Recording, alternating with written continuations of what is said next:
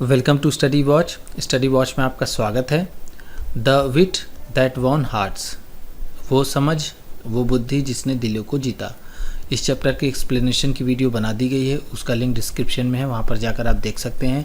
इस वीडियो में हम इस चैप्टर के क्वेश्चन आंसर को करेंगे, इसकी पूरी एक्सरसाइज को कंप्लीट करेंगे, जो इंपॉर्टेंट क्वेश्चन आंसर्स हैं उसको करेंगे, फिल इन द ब्लैंक्स करेंगे और मैचिंग की जो एक्सरसाइज है उसको भी करेंगे। इसी के साथ आप कर दीजिए इस वीडियो को लाइक और मैं करता हूँ शुरू। तो चलिए चलते हैं पहले क्वेश्चन आंसर की ओर। पहला है लेट अस डिस्कस। ये पहला लेट अस डिस्कस है जिसमें हमें rectify the following false statements, जो नीचे स्टेटमेंट्स दी गई हैं ये फॉल्स स्टेटमेंट्स हैं, इन्हें सही करना है। रेक्टिफाई का मतलब होता है मेक करेक्ट, सही करना। फ्रॉम द टेक्स्ट से यानी चैप्टर से। पहला है the queen insulted the king, रानी ने राजा को अपमानित किया। By speaking against the quality of his poem, उनकी कविता के क्वालिटी के खिलाफ बोलकर, राजा की कविता के खिलाफ बोलकर रानी ने राजा को अपमानित किया। तो ये सेंटेंस था जो कि एक गलत सेंटेंस है, यानी ये फॉल्स स्टेटमेंट है, इसे सही करना है। तो इसका सही आंसर है, ये पहला आंसर है the queen was so exhausted, रानी इतनी थक चुकी थी कि आफ्टर अ टायरिंग डे, पूरे दिन मेहनत करके या फिर पूरे थका देने वाले दिन के बाद, दैट की शी यॉन्ड सेवरल टाइम्स, उन्होंने कई बार जमाही ली। द किंग थॉट, राजा को लगा, she was disrespecting his poem, कि वो उनके कविता की बेइज्जती कर रही हैं या फिर उनके कविता को अपमानित कर रही हैं। एंड बिकेम एंग्री, और वो गुस्सा हो गए। दूसरा क्वेश्चन है Tenali Rama immediately went to the king, Tenali Rama तुरंत राजा के पास गए। एंड कन्विंस्ड हिम, और उन्हें मनाया। To talk to the queen, रानी से बात करने के लिए। तेनालीरामा तुरंत ही राजा के पास गए उन्हें मनाने के लिए कि वो तुरंत रानी से बात करें। ये सेंटेंस सही नहीं है, ये रॉन्ग सेंटेंस है। इसका सही आंसर है, यानी जो सही बात थी वो ये थी कि नो, पहले तो ये सेंटेंस गलत है, नहीं। Tenali Rama did not go immediately to the king, राजा तेनालीरामा के पास तुरंत नहीं गए। बट ही टूक टाइम, बल्कि उन्होंने समय लिया। To make a plan approach, कि वो एक अच्छा अप्रोच, एक अच्छा तरीका बनाएं, एक सुनियोजित तरीका बनाएं। एंड राइट स्ट्रेटजी, और एक सही रणनीति बनाएं, इसलिए उन्होंने समय लिया। अगला है ये तीसरा वाला, the courtiers admired the Kings poem and praised his literary talent, दरबारियों ने राजा की कविता की प्रशंसा की और उनकी साहित्यिक प्रतिभा की तारीफ की। ऐसा नहीं है, नो, नहीं, ऐसा नहीं था। The courtiers did not admire the Kings poem and praised his literary talent, दरबारियों ने उनकी साहित्यिक प्रतिभा को न ही सराहा था और न ही उनकी कविता की प्रशंसा की थी। बल्कि they all avoided listening him, बल्कि सभी ने उन्हें अवॉइड किया, उनसे बचे उनकी कविता सुनने से। बाई मेकिंग एक्सक्यूजेस, बहाने बना करके उनके दरबारी उनकी कविता सुनने से बचे। चौथा है the ministers in the court were eager to hear Tenali Rama's idea about paddy cultivation, ministers जो थे दरबार में वो उत्सुक थे तेनालीरामा के विचार को सुनने के लिए पैडी कल्टीवेशन पर, यानी धान की खेती पर। हाँ, ये स्टेटमेंट सही है, वो लोग बिल्कुल उत्सुक थे, बहुत ही इंटरेस्ट से सुनना चाहते थे। अगला है ये पांचवा, the king never realized his mistake, राजा ने कभी भी अपनी गलती का एहसास नहीं किया। And continued to stay angry, और वो क्रोधित रहे यानी गुस्से में रहे। विथ द क्वीन, रानी से वो गुस्से में रहे लगातार, उन्हें अपनी गलती का एहसास नहीं हुआ। ये स्टेटमेंट गलत है, उन्हें अपनी गलती का एहसास होता है। सही आंसर है इसका the king realized his mistake, राजा ने अपनी गलती को एहसास किया। एंड अप्रोच द क्वीन, और रानी के पास गए।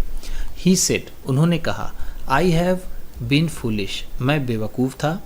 आई सी नाउ, अब मैं समझ गया हूँ। दैट की आई ओवर रिएक्टेड, कि मैंने ज़्यादा ही प्रतिक्रिया दे दी थी। I let my pride blind me, मैंने अपने अहंकार को मुझे अंधा करने दिया, यानी मैं अपनी अहंकार में अंधा हो गया था। आई एम सो सॉरी मुझे अफसोस है, मुझे माफ़ कर दो, मुझसे गलती हो गई। तो ये इसका आंसर हुआ। तो चलिए आगे देखते हैं। अगला है read the extracts and answer the questions that follow. Extract को पढ़ना है जो इस चैप्टर से लिया गया है और उसके सवालों के जवाब देने हैं। तो हम पढ़ते हैं। द किंग थॉट, राजा ने सोचा, I was disrespecting his poem, मैं उनके कविता को अपमानित कर रही हूँ। एंड स्टॉम्ड ऑफ, और वो गुस्से से बाहर चले गए। सिंस देन, तब से, he has not spoken to me, उन्होंने मुझसे नहीं बोला है। If I had known this would happen, अगर मुझे पता होता कि ऐसा होगा, I would have chosen another day, मैं किसी दूसरे दिन का चुनाव करती। Help me please Rama, Rama कृपया मेरी मदद करो। Only you can help the king understand, सिर्फ तुम ही राजा को समझाने में मदद कर सकते हो। रामा नॉडेड थॉटफुली, रामा ने सोचते हुए अपना सिर हिलाया।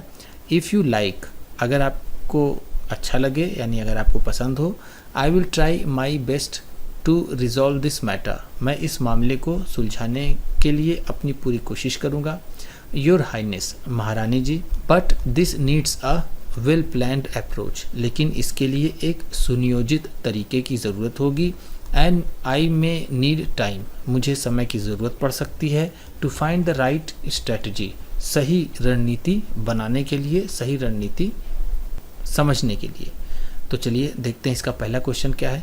Y does the queen believe, रानी क्यों विश्वास करती थी, दैट कि only Tenali Rama can help the king understand, कि तेनाली रामा ही सिर्फ राजा को समझा सकते हैं।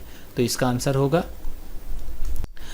तेनाली रामा वॉज नोन, तेनाली रामा जाने जाते थे for his quick wit and humour, अपने सेंस ऑफ ह्यूमर के लिए, अपनी तेज़ बुद्धि के लिए।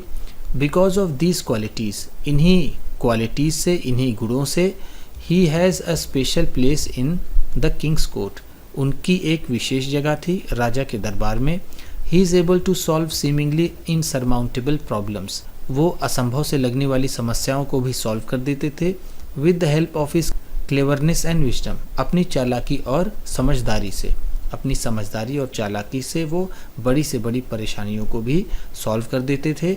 उनका एक अलग ही स्थान था राजा के दरबार में, उनकी बुद्धि और उनकी समझ को लेकर, इसलिए रानी उन पर विश्वास करती थी कि यही राजा को समझा सकते हैं। चलिए अगला क्वेश्चन देखते हैं। दूसरा है what does the queen's statement, ये जो रानी का स्टेटमेंट है। If I had known this would happen, अगर मुझे पता होता कि ऐसा होगा, I would have chosen another day, मैं किसी दूसरे दिन का चुनाव करती। सजेस्ट अबाउट हर फीलिंग्स, उनकी फीलिंग्स के, उनके एहसासों के बारे में बताता है। क्या बताता है? She is angry at the king for over reacting, नहीं ये नहीं है सही। शी रिग्रेट्स द अनइंटेंड मिसअंडरस्टैंडिंग, हाँ ये चीज़ सही है, ये आंसर इसका भी सही है कि शी रिग्रेट्स, उन्हें पछतावा होता है, द अनइंटेंडेड मिसअंडरस्टैंडिंग, बिना जाने हुए इस गलत फहमी का, यानी वो किसी गलत फहमी का शिकार हो गई। अब ना ही ये होगा, जब ये वाला आंसर हो गया तो ये दोनों भी नहीं होगा। अगला है ये तीसरा, how does Tenali Rama's response, Tenali Rama का जवाब कैसे reflect his wisdom and problem solving skills, उनके समस्या को सॉल्व करने वाली क्षमता को और उनकी समझदारी को दिखाता है। तो इसका आंसर होगा तेनाली रामाज रिस्पॉन्स, तेनाली रामा का जो रिस्पॉन्स था, जो उनकी प्रतिक्रिया थी, reflect his wisdom and problem solving skills, उनके प्रॉब्लम सॉल्विंग स्किल और उनके विजडम को दर्शाता है।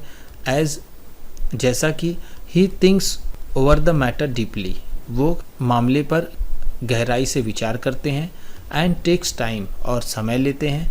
To make a well planned approach, कि वो उसके लिए एक सही सुनियोजित तरीका अपना सकें। And find a right strategy, और एक सही रणनीति बना सकें। ये अगला है द किंग्स रिएक्शन, राजा की प्रतिक्रिया शोज दैट, दिखाती है कि ही इज़ अ सेंसिटिव, वो एक संवेदनशील, एंड टेक्स ग्रेट प्राइड, ये वाला होगा बहुत ज़्यादा गर्व करते हैं, बहुत ज़्यादा अपनी कविता को अच्छा समझते हैं। इन हिज पोइट्री, अपनी कविता में, यानी वो अपनी कविता में अपने आप को बहुत अच्छा समझते हैं। यहाँ पर ये हम फिल करेंगे। ठीक, चलिए अगला देखते हैं।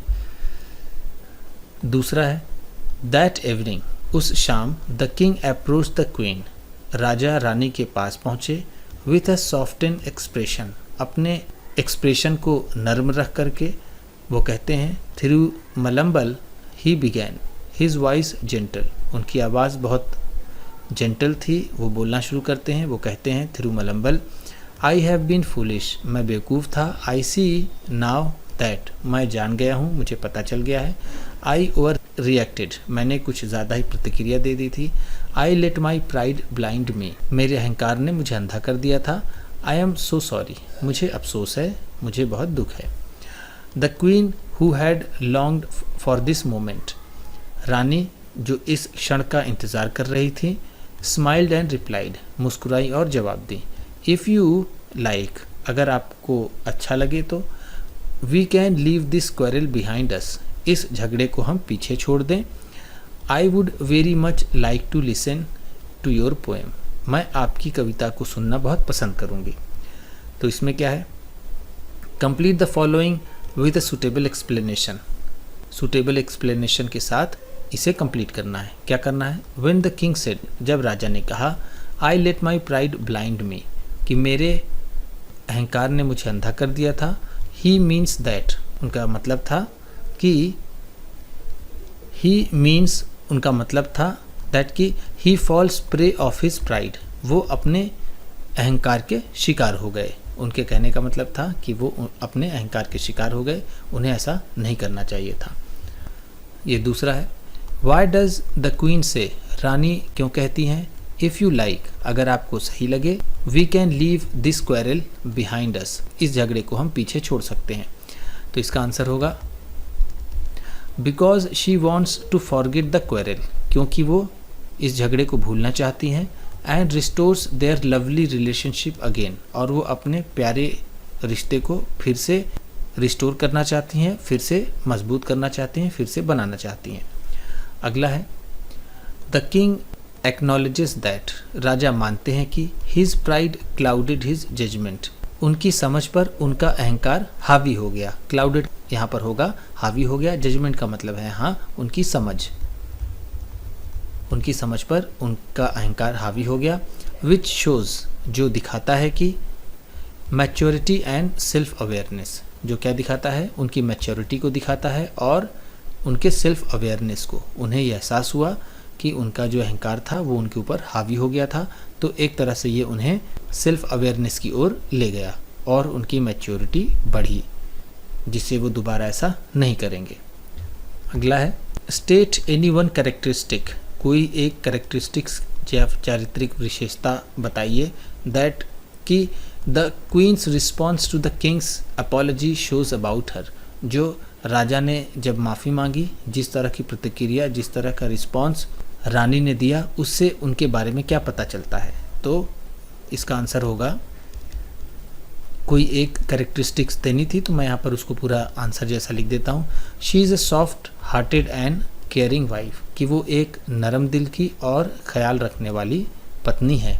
तो हम कह सकते हैं सॉफ्ट हार्टेड और केयरिंग, ठीक, ये क्वालिटी उनकी है। अगला है आंसर द फॉलोइंग क्वेश्चंस, नीचे दिए गए सवालों के जवाब देने हैं। पहला है why was the Vijayanagara empire consider to be in its golden era during Krishnadeva Raya's reign, Krishnadeva Raya के राज के दौरान विजयनगर क्यों स्वर्णिम युग कहा जाता था। तो क्यों कहा जाता था, इसका आंसर होगा Vijayanagara empire consider to be in its golden era, ऐसा माना जाता था कि विजयनगर अपने स्वर्णिम युग में था। ड्यूरिंग कृष्णदेव रायज रेन, कृष्णदेव राय के राज के दौरान, उनके शासन के दौरान। बिकॉज, क्योंकि इन हिज टाइम, उन्हीं के समय में, art literature and architecture flourished, कला साहित्य और आर्किटेक्चर काफ़ी फूला फला। He was a great pattern of learning, वह बहुत बड़े संरक्षक थे लर्निंग के यानी पढ़ने पढ़ाने के बहुत वो संरक्षक थे, उसको बहुत संरक्षण देते थे। He was also an eminent warrior, वो एक प्रसिद्ध बहुत जाने माने योद्धा भी थे। एंड अ गिफ्टेड पोएट, और वो एक प्रतिभाशाली कवि भी थे। हिज वर्क्स, उनका जो काम था, उनका जो लेखन था, such as epic Amukta Malyada and the Sanskrit drama, उन्होंने एक कविता लिखी अमुक्त माल्यादा, और उन्होंने संस्कृत में एक नाटक लिखा जिसका नाम था जंबावती परिणायम। जंबावती परिणायम आर अक्लेम्ड इवेंट टुडे, आज भी इसे माना जाता है। तो इन सब बातों से हम कह सकते हैं कि राजा कृष्णदेव राय का शासन गोल्डन एरा था विजयनगर के लिए। तो चलिए आगे देखते हैं। दूसरा है, how did Tenali Ramakrishna gain a special place in the king's court. Tenali Ramakrishnan को कैसे विशेष स्थान राजा के दरबार में मिला। तो इसका आंसर है, Tenali Ramakrishna had a great common sense and sense of humour. Tenali Rama का कॉमन सेंस और उनका सेंस ऑफ ह्यूमर बहुत अच्छा था। He was both a poet and a wise adviser, वो एक कवि और एक समझदार बहुत बुद्धिमान सलाहकार भी थे। हिज क्लेवर सल्यूशंस, उनके चालाकी भरे या फिर उनके समझदारी भरे जो हल थे, जो उपाय थे, टू सीमिंगली इनसरमाउंटेबल प्रॉब्लम्स, जो ऐसी समस्या थी जो लगती थी कि इनका कोई विकल्प नहीं है, इनका कोई सल्यूशन नहीं है। Gained him a special place in the king's court, इन सब चीज़ों ने, जो इनके सल्यूशन ने, इनके हल ने, इनके उपाय ने राजा के दरबार में उन्हें एक विशेष स्थान प्रदान किया, उन्हें एक विशेष स्थान दिया। चलिए अगला देखते हैं। तीसरा है, how did the quarrel between the king and the queen affect the palace. राजा और रानी के झगड़े ने महल पर क्या असर डाला। तो इसका आंसर होगा, द वंस चीयरफुल कॉरिडोर्स, एक समय बहुत ही प्रसन्नचित गलियारे, ऑफ द पैलेस, महल के, सीम्ड क्वाइट एंड फॉरलोन, बहुत ही शांत और अबेंडेंट, बहुत फरलोन, अकेले नज़र आने लगे, सुनसान नज़र आने लगे। बिकॉज, क्योंकि king absent cast a shadow over the palace, क्योंकि राजा की अनुपस्थिति ने अपना प्रभाव महल पर दिखाया। And the Kings expression was also stern, और राजा का जो एक्सप्रेशन था, जो उनके चेहरे का जो भाव था, वो बहुत कठोर था, बहुत कड़ा था। ऑल दीज थिंग्स, ये सारी चीज़ें हैपेंड, हुई because of the quarrel between the king and the queen, ये सब चीज़ें राजा और रानी के झगड़े की वजह से हुई। वो बहुत स्टर्न दिखते थे, जिसकी वजह से लोग बात करने में, बोलने से भी डरते थे। तो पूरा जो महल का माहौल था वो बिल्कुल ग्लूमी और सैड बना हुआ था। चौथा है, what strategy did Tenali Rama use to make the king realise his mistake. किस तरह की रणनीति तेनाली रामा ने इस्तेमाल की राजा को उनकी गलती का एहसास दिलाने के लिए। तो इसका आंसर है, Tenali Rama used real time situational strategy, उन्होंने एक वास्तविक समय में चलने वाली स्थिति वाली रणनीति अपनाई। To make the king realize, राजा को एहसास दिलाने के लिए, हिज मिस्टेक, उनकी गलती का, एज, क्योंकि he brought normal paddy seeds, वह नॉर्मल धान की बीज लाए। And claim it to be special seeds, और दावा किया कि ये विशेष तरह की बीज हैं। Later he made the king understand that, बाद में उन्होंने राजा को समझाया कि yawning was a natural habit, जमाई लेना एक स्वाभाविक सी आदत है। No one could avoid it, कोई भी इससे नहीं बच सकता। इवन द किंग, यहाँ तक कि राजा भी। चलिए पांचवा क्वेश्चन देखते हैं।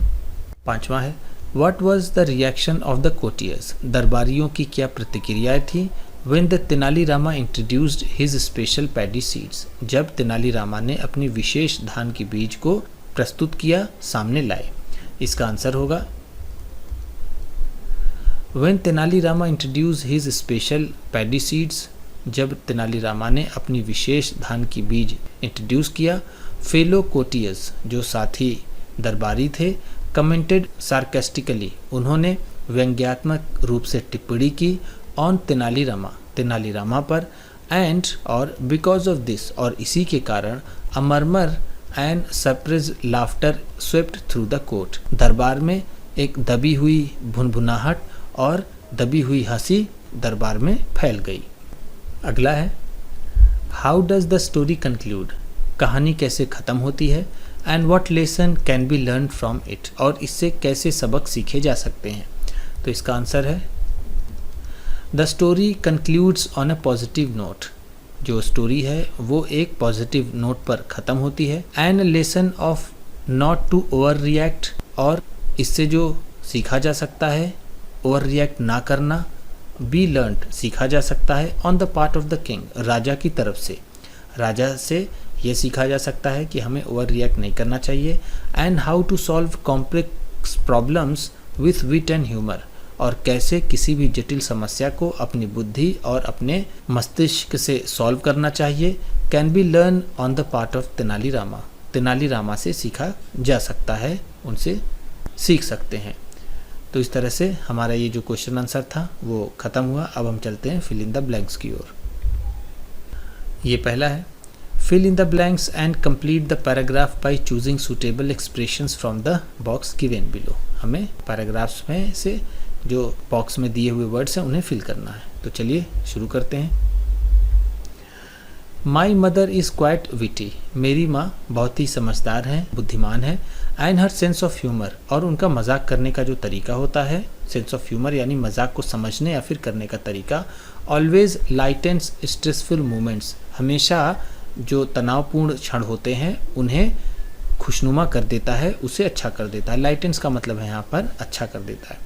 वंस एक बार, एट अ फैमिली डिनर, खाना खाते समय परिवार के साथ, an argument began over a minor issue, एक छोटी सी बात पर बहस हो गई। एंड और अ, यहाँ पर ये पहला है, हश फिल ओवर, अ हश फिल ओवर, एक सन्नाटा छा गया। मेकिंग एवरीवन फील अनकंफर्टेबल, जो सभी को बेचैन करने लगा। Just as things were getting serious, जैसे जैसे चीज़ें गंभीर होती जा रही थी। She made a clever remark, उन्होंने एक चालाकी भरी टिप्पणी की। एंड लाफ्टर, दूसरा है रिपल्ड थ्रू, यहाँ पर होगा रिपल्ड थ्रू, तो रिपल्ड थ्रू द गैदरिंग, जो गैदरिंग थी वो बिल्कुल हंसने लगी। देखिए उन्होंने एक चालाकी भरा रिमार्क किया। And laughter rippled the gathering, और जो हंसी थी वो पूरे ग्रुप में फैल गई। मेकिंग एवरीवन रिलैक्स, सभी को आराम मिला, सभी का टेंशन कम हुआ। The person who started the argument, जिस आदमी ने इस बहस की शुरुआत की थी, स्टॉर्म्ड ऑफ, स्टॉर्म्ड ऑफ, वो बाहर चला गया। एवरीवन डिसअप्रूव द एक्शन, सभी ने उसकी हरकत को नामंजूर किया। एंड यहाँ पर ये चौथा है, मरमर स्वेप्ट थ्रू द रूम, और एक तरह की मरमरिंग पूरे कमरे में फैल गई। माई, पांचवा है, माइंड रेस्ड बैक, मेरा दिमाग फिर से गया, यानी मुझे याद आया। To how my mother had saved other situations like this, कि इसी तरह मेरी माँ ने किस तरह से इन सिचुएशंस से हम लोगों को बचाया था, इस तरह के सिचुएशन से कैसे आसानी से हम लोग निकल जाते थे। विदाउट हर, उनके बिना, सच मोमेंट्स, इस तरह के जो क्षण होते हैं, वुड हैव, ये छठवा है, कैस्ट अ शैडो, ठीक है, यहाँ पर होगा cast a shadow over the gatherings, अपनी छाप छोड़ जाता उस गैदरिंग पर, यानी जहाँ हम लोग बैठे थे वहाँ जो मायूसी थी, जो आर्ग्यूमेंट था, जो गुस्सा था, वो बना का बना रहता। आई होप दैट, मैं आशा करता हूँ कि I grow up to be as witty as my mother, कि मैं बड़ा होकर उतना ही समझदार बनूँ जितनी कि मेरी माँ है। तो इस तरह से हमने इसके पूरे फिल इन द ब्लैंक्स को कर लिया। तो चलिए आगे देखते हैं। ये अगला भी फिल इन द ब्लैंक्स ही है। The writer uses words like road, writer ने, लेखक ने रोड जैसे शब्दों का इस्तेमाल किया है, मरमर का इस्तेमाल किया है इन द टेक्स्ट, इस चैप्टर में, to indicate the sound produce, जिससे शब्द निकलते हैं। फिल इन द ब्लैंक्स, खाली जगहों को भरना है विथ सुटेबल साउंड वर्ड्स, जो साउंड वर्ड्स हैं सुटेबल उनसे, from the box given below, जो बॉक्स दिए गए हैं नीचे उससे। You may refer to a dictionary, आप डिक्शनरी की भी सहायता ले सकते हैं। तो इसमें हम देखते हैं, पहला है एज द टीचर बिगैन, जैसे ही टीचर ने शुरू किया। द रिडल चैलेंज, पहली की चुनौती। अ मर्मर ऑफ एक्साइटमेंट, लोगों में एक दबा हुआ उत्साह था। स्प्रेड थ्रू द क्लासरूम, जो पूरी क्लासरूम में फैल गया। जैसे ही टीचर ने रिडल चैलेंज यानी पहली पूछने वाली एक्टिविटी शुरू की, पूरे क्लास में मरमरिंग वाला एक्साइटमेंट फैल गया था। दूसरा है Anaya sighed in relief, Anaya ने गहरी सांस ली यानी चैन की सांस ली। She love riddles more than solving mathematics problem, उसे मैथमेटिक्स की प्रॉब्लम्स सॉल्व करने से ज़्यादा रिडल्स पसंद थे, यानी पहेलियाँ पसंद थीं। तीसरा है थिंक केयरफुली, ध्यान से सोचो यानी ध्यान लगाकर सोचो। The teacher began to mumble, teacher बोलने लगे, मम्बलिंग करने लगे यानी ऐसा बोल रहे थे कि बिल्कुल साफ नहीं सुनाई दे रहा था। As he wrote a riddle on the board, उन्होंने बोर्ड पर पहेली लिखी यानी मम्बलिंग करते हुए ऐसा कुछ बोल रहे थे जो समझ में नहीं आ रही थी। ठीक है, मरमर और मम्बल में ये फ़र्क होता है, मरमरिंग में थोड़ा बहुत कुछ समझ में आता है और मम्बल में बिल्कुल भी समझ में कुछ नहीं आता। चौथा है when the question was revealed, जब सवाल बाहर आया यानी निकला। अ फ्यू स्टूडेंट्स ग्रोन्ड, कुछ स्टूडेंट्स ग्रोन किया, उन्होंने कराहने की आवाज़ निकाली। रियलाइजिंग, एहसास करते हुए कि उन्हें लगा कि it wasn't as easy as they had expected, जितना आसान इसे सोचा था ये उतना आसान था नहीं, तो इसलिए उन्होंने ग्रोनिंग की। पांचवा है सम एक्सचेंज विस्पर्ड, कुछ ने कानाफूसी की। Wondering if anyone at all would be able to solve it, कि कोई ऐसा है जो इसे पूरा सॉल्व कर सके। तो यहाँ पर है विस्पर्ड, विस्पर्ड का मतलब होता है कानाफूसी करना, कान में धीरे से बोलना। छठवां है जस्ट देन, तभी अनाया टैप्ड हर बुक, अनाया ने अपनी बुक टैप की यानी थपथपाया। ऑन द डेस्क, डेस्क पर। विथ अ स्मॉल थर्ड, हल्की सी आवाज़ के साथ। डीप इन थॉट, सोचते हुए उस अनाया ने अपनी किताब को थर्ड से रखा। थर्ड का मतलब है जब कोई चीज़ आप रखते हैं, किताब वगैरह, जो आवाज़ आती है डिस्क पर या फिर और ऐसी जगह, उसे थर्ड कहते हैं। सातवां है आई सी इट नाउ, अब मुझे समझ में आया। She said stretching with a sigh, उन्होंने एक गहरी सांस लेते हुए उसने कहा। As if it had taken her great effort, ऐसा लगा कि उसने बहुत ज़्यादा प्रयास किया यानी उसने पूरी अपनी ताकत लगा दी। आठवां है a small breeze made the windows rattle, एक हल्की सी हवा भी खिड़की को खड़खड़ा देती है। रैटल का मतलब होता है खड़खड़ाना। Adding to the suspense of the moment, जो सस्पेंस को उस क्षण में और जोड़ देता है। नवा है ये सो व्हाट्स द आंसर, जवाब क्या है। द स्टूडेंट्स आस्क्ड, छात्रों ने पूछा। There voices filled with playful enthusiasm, उनके आवाज़ में एक प्रसन्नचित चीयरफुल जोश था, एंथुजियाज्म था। आस्क का मतलब है पूछा। 10वां है leaning forward with a smile, मुस्कुरा कर आगे आते हुए। अनाया विस्पर्ड, अनाया ने धीरे से कहा। समटाइम्स, कभी कभी। द ट्रिकिएस्ट क्वेश्चंस, बहुत ज़्यादा घुमाने वाले सवाल भी। हैव द सिंपलेस्ट आंसर्स, उनके जवाब भी बहुत साधारण होते हैं। तो यहाँ पर विस्पर्ड का मतलब है कान में या फिर फुसफुसाते हुए, कानाफूसी करते हुए कहा। चलिए आगे देखते हैं। एज यू हैव लर्नड, जैसा आपने सीखा होगा, जानते होंगे। A compound word is formed, जो कंपाउंड वर्ड होते हैं उन्हें बनाया जाता है। व्हेन टू और मोर वर्ड्स आर कंबाइंड, जब दो और दो से ज़्यादा शब्दों को जोड़ा जाए। टू क्रिएट न्यू वर्ड, एक नए शब्द को बनाने के लिए। विथ अ डिस्टिंक्ट मीनिंग, अलग अलग मीनिंग वाली, अलग अलग मतलब वाली। दीज आर ऑफ 3 टाइप्स, ये 3 तरह के होते हैं। क्लोज्ड कंपाउंड्स, ये क्लोज कंपाउंड होते हैं जैसे सनलाइट, कोर्ट रूम। हाइफेनेटेड कंपाउंड्स, जो हाइफेनेटेड होते हैं जिसके बीच में हाइफन होता है। Well planned and open compounds, और जो खुले हुए कंपाउंड्स होते हैं जैसे पैडी सीड्स, ये इस तरह के। क्रिएट न्यू कंपाउंड वर्ड्स, नए कंपाउंड वर्ड्स बनाइए। By matching words in the column 1 with those in column 2, column 1 से कॉलम 2 को मिलाकर। तो चलिए मिलाते हैं। ये है पहला क्विक, हम जानते हैं क्विक विटेड, ठीक है, ये होगा क्विक विटेड। ये होगा सॉफ्ट स्पोकन, ठीक है, जो बहुत ही धीरे से, बहुत ही आराम से बोले उसे सॉफ्ट स्पोकन कहते हैं। कॉमन सेंस, जिसकी समझ अच्छी हो उसे हम कह सकते हैं कॉमन सेंस। हाउस होल्ड, ये हाउस होल्ड का मतलब होता है घरेलू। बुक स्टोर, जो किताबें जहाँ मिलती हैं, बुक स्टोर। इल टेम्पर्ड, जिसे जल्दी गुस्सा आ जाए वो इल टेम्पर्ड। स्काई ब्लू, ये एक तरह का कलर होता है जैसे आप जानते हैं। डांस हॉल, ठीक है, जहाँ पर डांस करते हैं खुले बड़े कमरे में, वो डांस हॉल। इस तरह से हमने इसे कर लिया। चलिए आगे देखते हैं।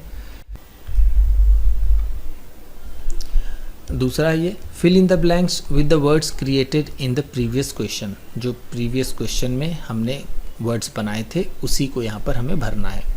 तो जिस तरह से सेंटेंस होगा, पैराग्राफ होगा, उसी तरह का हम वर्ड भी भरेंगे। तो देखते हैं। Ravi was soft spoken. Ravi एक नर्म लहजे वाला लड़का था। ऑलवेज स्पीकिंग कामली, हमेशा शांति से बोलने वाला। इवन इन आर्ग्यूमेंट्स, यहाँ तक कि बहस में भी। He grew up in a lively house hold, वह एक अच्छे परिवार में बड़ा हुआ। यहाँ पर देखिए हाउस होल्ड का मतलब है परिवार, लाइवली का मतलब है जीवंत, जहाँ पर अच्छा माहौल हो, खुशी का माहौल हो।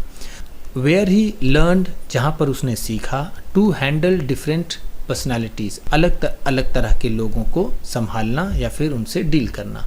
हिज फ्रेंड अरुण, उसका एक दोस्त अरुण। हाउएवर, बल्कि वॉज इल टेम्पर्ड, बल्कि उसे जल्दी गुस्सा आ जाने वाला था, वो बहुत इल टेम्पर्ड था। And often lost his patience, और वो अक्सर अपने धैर्य को खो बैठता था। डिस्पाइट दिस, इसके बावजूद भी। Arun admired Ravi's quick witted thinking, Arun Ravi की जल्दी सोच लेने वाली या फिर उसकी जो तुरंत सही फैसला लेने वाली जो थिंकिंग थी उसकी वो प्रशंसा करता था। कौन? अरुण करता था रवि की। वन इवनिंग, एक शाम। As they passed a dance hall, जैसा वो एक डांस हॉल से गुजर रहे थे। They saw some performers rushing out, उन्होंने कुछ परफॉर्मर्स को दौड़ते हुए देखा। रवि नोटिस दैट, रवि ने ध्यान दिया कि वन ऑफ देम ड्रॉप्ड, उनमें से किसी ने गिराया। स्काई ब्लू बुक, एक आसमानी रंग की किताब। ऑन द ग्राउंड, ज़मीन पर, यानी उनमें से किसी के पास से एक आसमानी रंग की किताब ज़मीन पर गिर गई। इज़ दिस योर्स, क्या ये आपकी है? ही आस्क्ड, उसने पूछा। ओह थैंक यू, अरे शुक्रिया। यंग मैन, नौजवान आदमी। द परफॉर्मर स्माइल, परफॉर्मर यानी वो डांसर मुस्कुराया। इट्स अ रिसेंट परचेज, मैंने अभी अभी इसे खरीदा था। From the book store, book store से। राउंड द कॉर्नर, उस कोने वाले। ट्रू टू हिज नेचर, अपने स्वभाव पर खरा उतरते हुए। Arun promptly said to Ravi, Arun ने रवि से तुरंत कहा। इट्स द कॉमन सेंस, ये कॉमन सेंस होता है। That is not from a bakery but book shop, bakery से नहीं बुक शॉप से। Ravi smile and they walked on, Ravi मुस्कुराया और चलता बना, यानी वो वहाँ से चला गया। इस तरह से हमने ये फिल इन द ब्लैंक्स किया, जो बिल्कुल सही वर्ड्स अपने सेंटेंस के मतलब के हिसाब से पूरे हुए। तो चलिए आगे देखते हैं।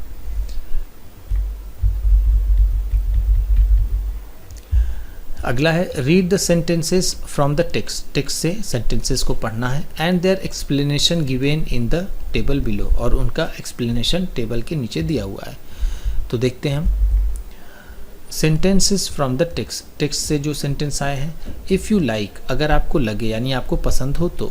आई will try my best to resolve this matter, मैं इस मामले को सुलझाने की अपनी पूरी कोशिश करूँगा। यहाँ टेंसेज हैं, सिंपल प्रेजेंट और प्रेजेंट मॉडल है ये। एक्सप्लेनेशन क्या है इसका? The condition in the if clause may और मे नॉट बी फुलफिल्ड, जो कंडीशन होगी वो हो सकता है पूरी हो या ना हो। The present tense refers to only a possible future action, जो प्रेजेंट टेंस होता है वो हमेशा पॉसिबल फ्यूचर एक्शन को रिफ़र करता है, यानी उसे उसकी तरफ इशारा करता है। अगला है दूसरा, इफ़ बाई चांस, अगर किस्मत से। Something were to go wrong, अगर कुछ गलत हो जाए। आर फार्मर्स वुड सफ़र, हमारे किसान प्रभावित होंगे। Simple past plus past model, ये सिंपल पास्ट है और पास्ट मॉडल है। मॉडल इसलिए है क्योंकि इसमें ये वुड लगा हुआ है, और ये सिंपल पास्ट इसलिए है क्योंकि यहाँ पर ये वर लगा है। The condition in the if clause expresses hypothetical और इमेजिनरी सिचुएशन। इसमें जो इफ़ है उसके बाद ये वाला जो क्लॉज है वो एक इमेजिनरी सिचुएशन को बताता है जो रियल नहीं है, अभी हुआ नहीं है ऐसा कुछ। तीसरा देखते हैं, if I had known this would happen. अगर मुझे ये पता होता कि ऐसा होगा, I would have chosen another day, मैं किसी और या दूसरे दिन का चुनाव करती। पास्ट परफेक्ट, यहाँ पर हैड नोन है, यह past perfect, plus would have है, यहाँ पर ये वुड हैव है, ठीक है। पार्टिसिपल है यानी वर्ड की थर्ड फॉर्म है, चूज़ की ये थर्ड फॉर्म चूजन है, इसलिए पास्ट पार्टिसिपल है ये। इसमें क्या है, the condition in the if clause, जो इफ़ क्लॉज वाली है यहाँ तक ये इफ़ क्लॉज है ये, ठीक है। उसमें जो कंडीशन दी गई है, describes what the speaker would have done, कि जो स्पीकर है बोलने वाला है उसने क्या किया होता डिफरेंटली, यानी वो कुछ अलग ही करता। If the past situation had been different, अगर जो बीता हुआ जो समय है अगर वो दूसरी तरह होता तो। And it is impossible to rectify it in the present, अब इसे वर्तमान में सही कर पाना असंभव है। चलिए आगे देखते हैं। इन सेंटेंस 1, पहले सेंटेंस में इफ़ यू लाइक, अगर आपको पसंद हो, इज़ द सबॉर्डिनेट क्लॉज, वो एक सबॉर्डिनेट क्लॉज है, इफ़ क्लॉज जिसे हम इफ़ क्लॉज कहते हैं। And I will try my best to resolve this matter, इस मामले को मैं सॉल्व करने की पूरी कोशिश करूंगा, इज़ द मेन क्लॉज, ये मेन क्लॉज है।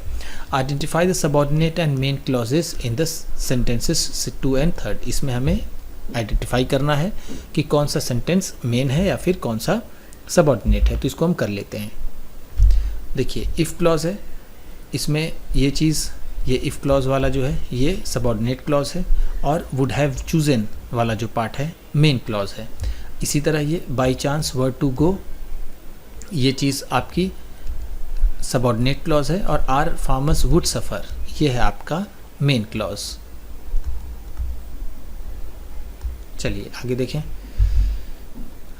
Now match the subordinate clauses if clauses in column 1, column 1 में जो इफ़ क्लॉजेज हैं उन्हें मैच कराना है with the appropriate main clauses in the column 2 to make the complete sentence. Complete sentence बनाने के लिए जो अप्रोप्रिएट मेन क्लॉज है उससे हमें मैच कराना है, ठीक है। तो चलिए करते हैं। ये कॉलम 1 है, ये कॉलम 2। पहला है if I had a magic wand, अगर मेरे पास जादुई छड़ी होती, यहाँ पर वैंड का मतलब है छड़ी, अगर मेरे पास जादुई छड़ी होती तो मैं क्या करता, I would give my self wings, मैं अपने आप को पंख दे देता, ठीक है, इससे यहाँ मैच होगा।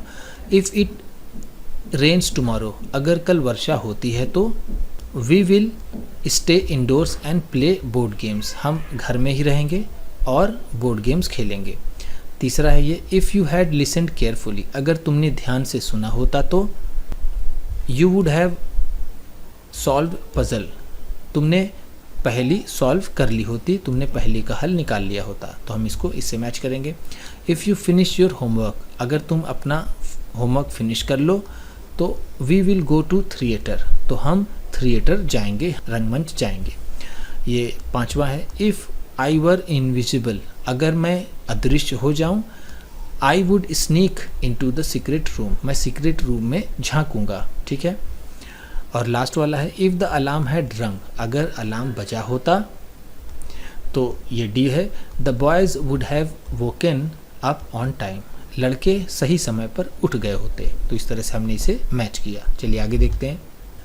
ये पांचवा है complete the following sentences appropriately, बिल्कुल सही से कंप्लीट करना है जो सेंटेंस नीचे दिए गए हैं, with either the main clause, main clause से, और सबॉर्डिनेट क्लॉज या फिर सबॉर्डिनेट क्लॉज से, इफ़ क्लॉज जो इफ़ क्लॉज है। पहला है your teacher will be unhappy, तुम्हारे टीचर गुस्सा होंगे यानी नाराज़ होंगे, इफ़ अगर you make noise in the class, अगर तुम क्लास में शोर करोगे तो, ठीक है, अगर तुम क्लास में शोर करते हो तो तुम्हारे टीचर तुमसे नाराज़ होंगे। दूसरा है they would have caught the train, उन्होंने ट्रेन पकड़ ली होती, इफ़ अगर दे हैड बुक्ड टैक्सी, अगर उन्होंने टैक्सी बुक की होती तो। तीसरा है यू विल फॉल इल, तुम बीमार हो जाओगे, if you continue to stay up late every night, अगर तुम रात में देर तक लगातार जागते रहे तो। चौथा है if she knew the answer, अगर उसे जवाब पता होता तो यहाँ पर हम शी करेंगे। शी वुड हैव कॉन्फिडेंट, वो और आत्मविश्वास से भरी होती। शी वुड हैव पास्ड, वह पास हो गई होती, if she had studied harder, अगर उसने और कड़ी मेहनत पढ़ाई में की होती तो, और मेहनत से पढ़ती तो। ये छठवां है, इफ़ आई हैड $1,000,000 रुपीज़, अगर मेरे पास 10 लाख रुपए यानी 1,000,000 रुपीज़ हो जाएं, I would make a world tour, मैं पूरी दुनिया को घूमूंगा, मैं वर्ल्ड टूर बनाऊंगा या करूंगा। इसका अलग अलग भी आंसर हो सकता है, आप अपने हिसाब से कर सकते हैं। लेकिन ये छठवां है, complete the following sentences, following sentences को कंप्लीट करना है। One example has been done for you, एक उदाहरण आपके लिए दिया गया है। पहला है, if I were a tree, अगर मैं पेड़ होता, I would play with the wind and talk to the birds, मैं हवाओं के साथ खेलता और पक्षियों से बात करता। दूसरा है, if I were the head teacher of my school, अगर मैं हेड टीचर होता अपने स्कूल का तो I would announce Saturday as holiday, मैं सैटरडे को छुट्टी घोषित कर देता। तीसरा है, if I were a bird, अगर मैं एक पक्षी होता, I would fly in the sky, मैं आसमान में उड़ता। चौथा है, if I were a magician, अगर मैं एक जादूगर होता, आई वुड डिसअपियर, मैं गायब हो जाता। पांचवा है, if I had studied harder, अगर मैं कड़ी मेहनत से पढ़ता, आई would have secured good marks, मैंने अच्छे मार्क्स प्राप्त किए होते, मुझे अच्छे नंबर मिलते। इस तरह से हमने इसे कंप्लीट कर लिया। इसका आंसर आप अपने से भी अगर सही लगे जो उसे कर सकते हैं। तो चलिए आगे देखते हैं। लेट अस लिसन, चलिए सुनते हैं। You will listen to a women narrating a story, आप एक महिला को कहानी कहते हुए सुनेंगे।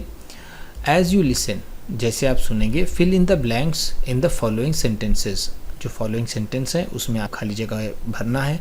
Bye selecting the correct options, सही ऑप्शंस का चुनाव करके। Transcript for the teacher on page number 46 पर ट्रांसक्रिप्ट है, हम उस पर चलेंगे। ये टीचर के लिए है, टीचर यहाँ पर जाएगा और आपको बताएगा। देखिए ये है transcripts, the wheat that won hearts, ठीक है। लेट अस लिसन, चलिए सुनते हैं। रिफ़र टू पेज 12, ये 12 पेज पर रिफ़र किया गया है यहाँ पर। चलिए आगे पढ़ें। You will listen to a women narrating a story, ये वही चीज़ लिखी है जो आपके क्वेश्चन में था। हेलो एवरीबडी, हेलो एवरीबडी यानी सभी को हेलो।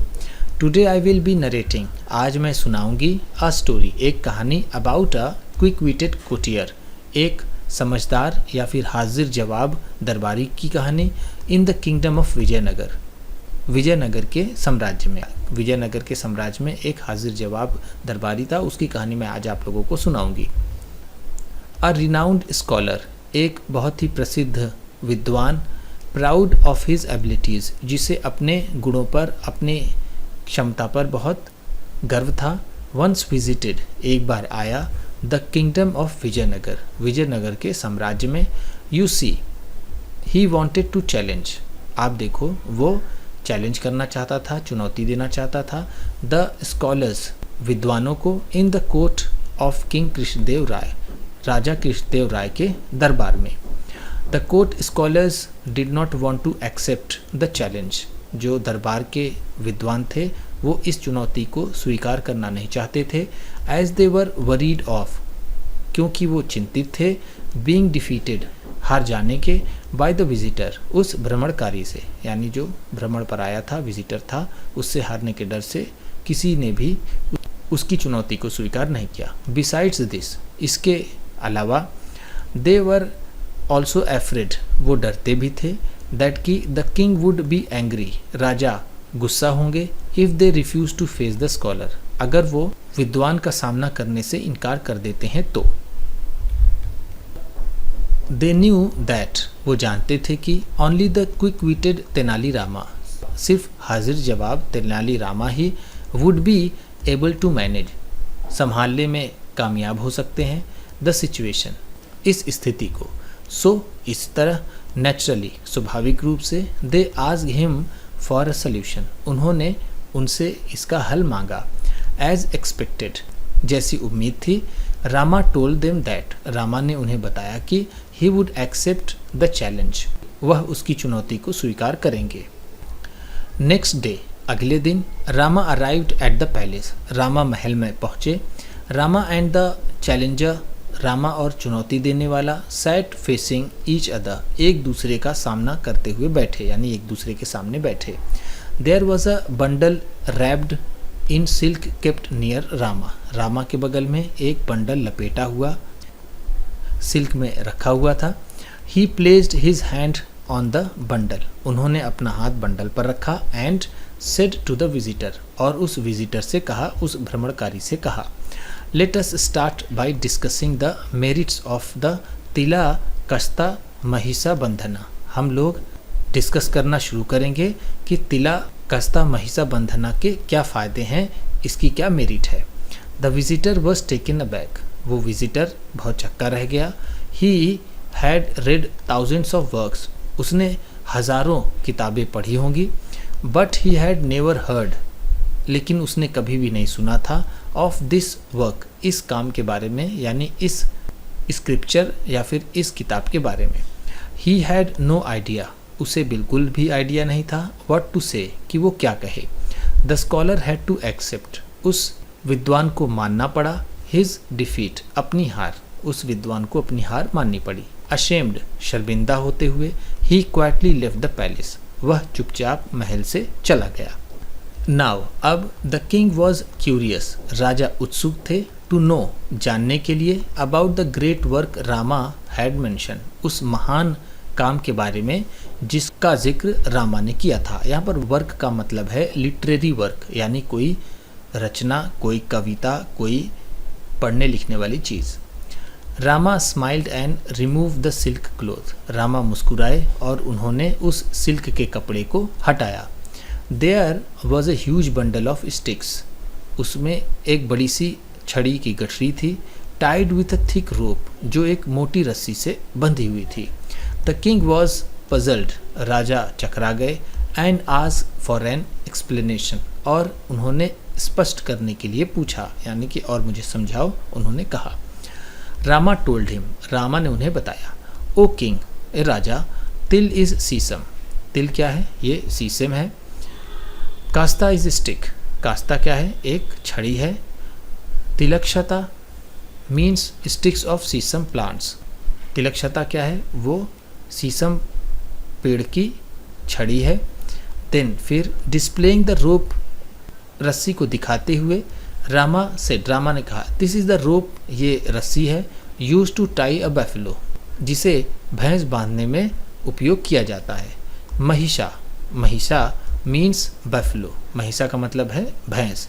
बंधना मीन्स द रोप, बंधन का मतलब है रस्सी। यूज फॉर टाइम, बांधने के लिए उपयोग होने वाली। सो इस तरह दिस इज तिला कश्ता महिषा बंधना, इस तरह से ये तिला कश्ता महिषा बंधना हो गई।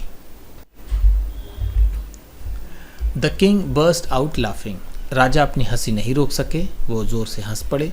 द पुअर विजिटर, वो बेचारा भ्रमणकारी, हैड बिकम स्केयर्ड, वह डर गया था। Hearing such a difficult name, इस तरह का कठिन नाम सुनकर। इन दिस वे, इस तरह से। रामा हैड टॉट, रामा ने सिखाया। The arrogant scholar a lesson, उस घमंडी विद्वान को एक पाठ, इस तरह से रामा ने उस घमंडी विद्वान को एक पाठ, एक सीख दी या फिर एक पाठ सिखाया। इस तरह से ये हमारा ख़त्म हो गया जो ट्रांसक्रिप्ट था। अब इसके जो क्वेश्चन आंसर हैं उसकी तरफ चलते हैं। इसका ये पहला क्वेश्चन है, the rope tying the bundle of stick was, जो रस्सी थी बंडल को बांधने वाली वो क्या थी, लूज थी, थिक थी, शॉर्ट थी, वो थिक थी, ठीक है, वो मोटी रस्सी थी। दूसरा है, the scholar is finally referred to as, जो स्कॉलर था उसे कैसा रिफर्ड किया गया है, यानी उसे क्या बताया गया है इस कहानी में, उसे एरोगेंट बताया गया है, ठीक है, इरिटेबल मिस्चुअस नहीं बताया गया है, उसे एरोगेंट यानी घमंडी बताया गया है। अगला देखते हैं, ये दूसरा है जो भी हमने पढ़ा था उसी के ऊपर आधारित है ये। You will once again listen, एक बार फिर से आप सुनेंगे, टू द स्टोरी, उस कहानी को, एज यू लिसन, जैसे आपने सुना। नंबर द इवेंट्स, जो इवेंट्स हैं उन्हें नंबर करना है, यानी 1 2 3 के फॉर्म में लिखना है। ऑफ द स्टोरी, इस कहानी के, in the correct order of occurrence, जैसे जैसे वो हुआ उसके ऑर्डर में। पहला जो था वो ये, the visitor wanted to show his superiority over the others, तो हम इसे कहेंगे नंबर 1, ठीक। नंबर 2 है ये the court scholars were afraid of Kings anger. ये लोग राजा के गुस्से से भी डरते थे कि कहीं अगर हार गए तो राजा नाराज़ होंगे, इस तरह से। उसके बाद रामा एक्सेप्टेड द चैलेंज, ठीक है, उन्होंने रामा ने एक्सेप्ट किया था चैलेंज को। ये नंबर 3 पर है। अगर आपको लगता है सही ऑर्डर क्या है तो उसे कमेंट बॉक्स में बता, इसे मैं एक बार पढ़ने के बाद ऐसे कर दे रहा हूँ। फिर उसके बाद है ये Rama had a bundle tied in silk when he came to the palace. फिर वो पैलेस आते हैं बंडल लेकर के। उसके बाद जब बहस शुरू होती है तो ये है the great scholar was ashamed because he did not know what to say. फिर ये आएगा आपका 5 नंबर पर। जब वो आते हैं तो उससे जब बहस शुरू होती है तो उसे समझ नहीं आता कि वो क्या करे। अब ये 5 हो गया। The king wanted to know more about the work mention by Rama. Rama ने काम का जिक्र किया था, उसके बारे में राजा जानना चाहते थे। ये हो जाएगा आपका 6 नंबर पर। और उसके बाद तो Rama showed the work to be bundle of sticks and tied together by a rope. फिर वो राजा को दिखाते हैं, ये आपका हो जाएगा 7 नंबर पर। उसके बाद यह है the king laughed at the explanation given by Rama. जो एक्सप्लेनेशन रामा ने दिया उस पर राजा हंस पड़ते हैं। ये हो जाएगा आपका 8वां। तो इस तरह से मैंने किया है। जो आपको सही लगे, मान लीजिए एक आगे पीछे हो तो उसको बताइएगा। इस तरह से मैंने एक बार में पढ़कर इस पैराजम्बल को मैंने इस तरह से सही किया है। तो चलिए आगे देखते हैं। ये लेटेस्ट स्पीक है, इसको आप क्लास में करें, वो ज़्यादा सही है। इसमें बोलने की एक्टिविटीज़ है जिसको आप क्लास में ज़्यादा अच्छे से कर सकते हैं। तो चलिए चलते हैं आगे। लेटेस्ट राइट, चलिए लिखते हैं, इसे देख लेते हैं। ये बिल्कुल आखिरी है। अ नरेटिव एसे, एक नरेटिव एसे इज़ रिटन, लिखी जाती है ऑन अ पर्सनल एक्सपीरियंस, व्यक्तिगत अनुभव पर, और एन इमेजिन्ड एक्सपीरियंस, या फिर किसी काल्पनिक अनुभव पर। तो इससे हम पढ़ के इसे ट्रांसलेट कर देते हैं, इसे एक्सप्लेन कर देते हैं, फिर आप आसानी से इसे कर लीजिएगा। इसमें क्या है महत्वपूर्ण बातें उसे मैं आपको बता देता हूँ। पहला ये read the narrative essay given below, जो नरेटिव एसे दी गई है उसे पढ़ना है। अ लेसन इन रिस्पॉन्सिबिलिटी, जिम्मेदारी में एक सीख, ठीक है। वन ब्राइट मंडे मॉर्निंग, एक सुबह सोमवार को, I woke up to the sounds of birds chirping loudly, मैं ज़ोर ज़ोर की चहचहाट पक्षियों की सुनकर सुबह उठा, उनकी आवाज़ से उठा। फॉर वंस, एक बार, I wasn't late for school, एक बार तो मैं स्कूल के लिए देर नहीं हो रहा था, यानी मैं तुरंत तैयार हुआ।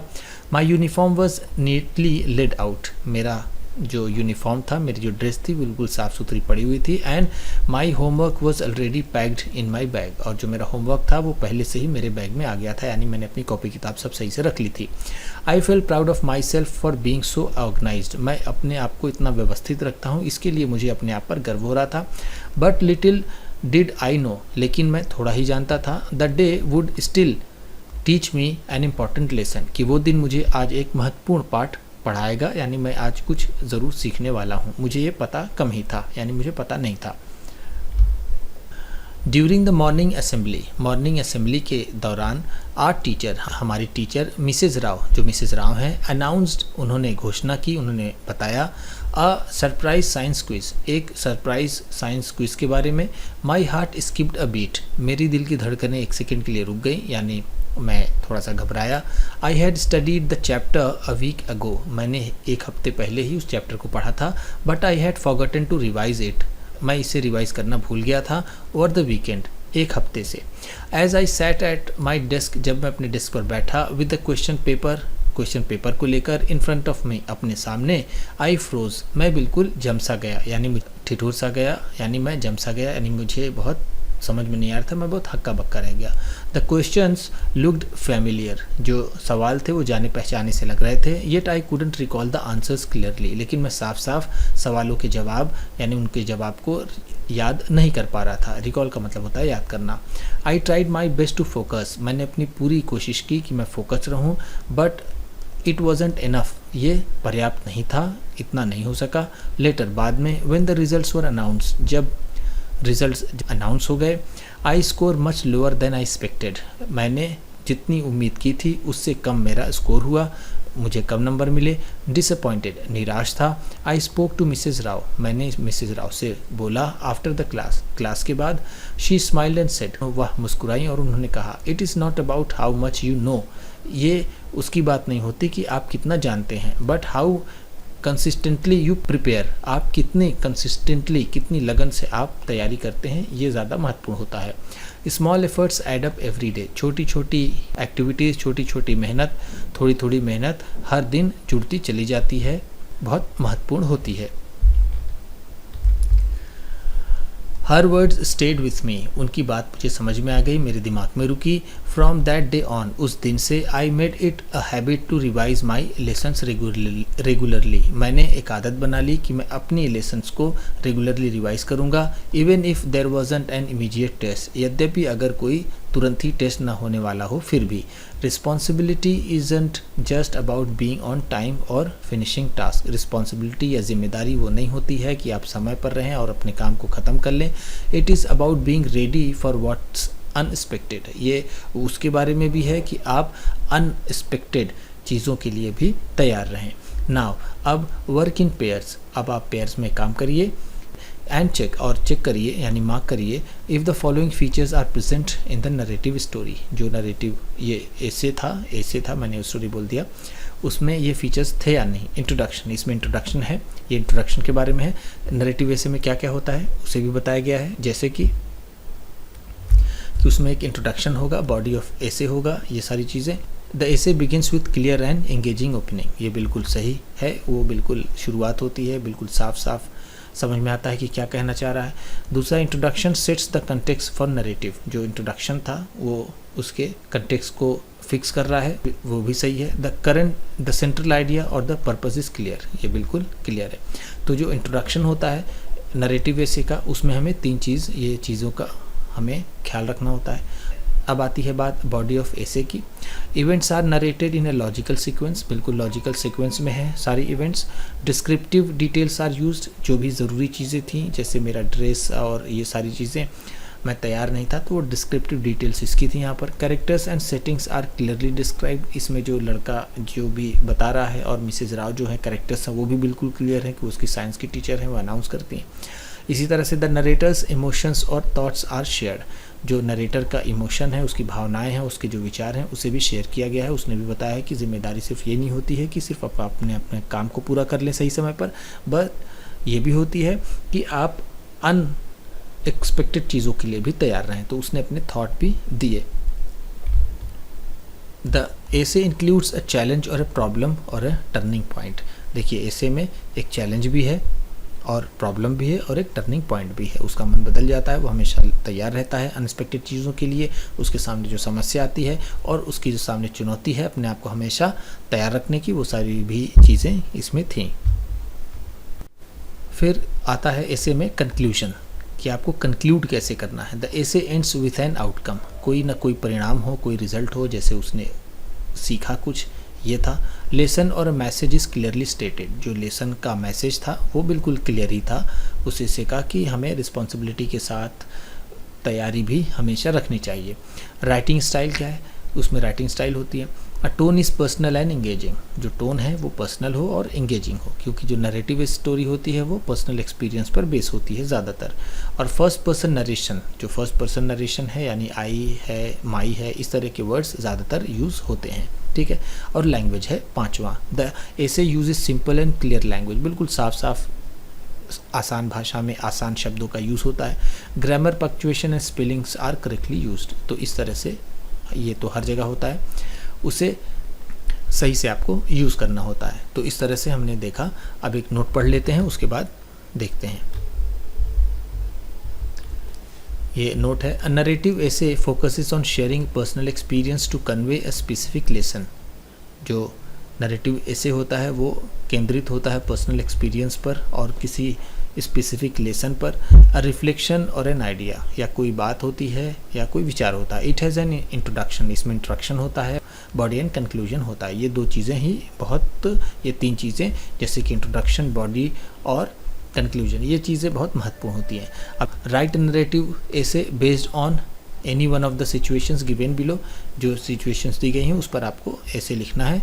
ये लंबा टास्क है, इसे आप क्लास में करेंगे। पहला है, the day I learn the value of team work, वो दिन जिस दिन मैंने टीम वर्क के वैल्यू को समझा। दूसरा, small act of kindness that made a difference, जो छोटा सा काइंडनेस का एक्ट था उसने क्या फ़र्क लाया, उससे कैसे मन बदला। ये भी एक टॉपिक है जिसको आपको लिखना है। तो इस तरह से ये पर्सनल एक्सपीरियंस पर बेस्ड नैरेटिव ऐसे आपको लिखने हैं। तो उम्मीद करता हूँ इस क्लास में ये बताई गई क्वेश्चन आंसर ये वीडियो आपको अच्छी लगी होगी। इसी तरह की वीडियोस के साथ साथ ढेर सारी दूसरे सब्जेक्ट्स की और इंग्लिश की वीडियोस पाने के लिए चैनल को सब्सक्राइब कीजिए और ये वीडियो किसी न किसी अपने दोस्त को, मित्र को, परिवार वाले को, क्लासमेट्स को शेयर भी ज़रूर कर दीजिएगा। तो चलिए मिलते हैं फिर अगली वीडियो में।